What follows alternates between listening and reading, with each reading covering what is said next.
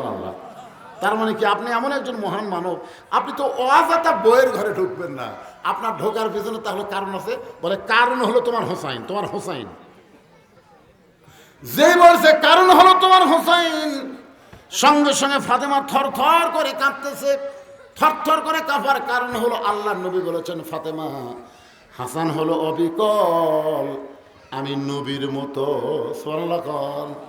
আল্লাহ রাসূল কিন্তু মাঝে মধ্যে ফাতেমাকে বলতো, ফাতেমা হাসান হলো অবিকল, আমি নবীর মতো।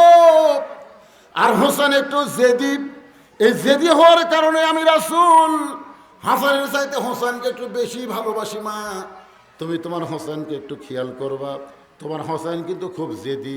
এই জেদের কারণে এক সময় হোসাইন নানান ধর্ম ইসলামকে রক্ষা করার জন্য ইয়েজিদের সৈন্যের হাতে জীবন দিতে অকাতরে দুনিয়া থেকে বিদায় নিয়েছে। জোরে কোন ঠিক কিনা?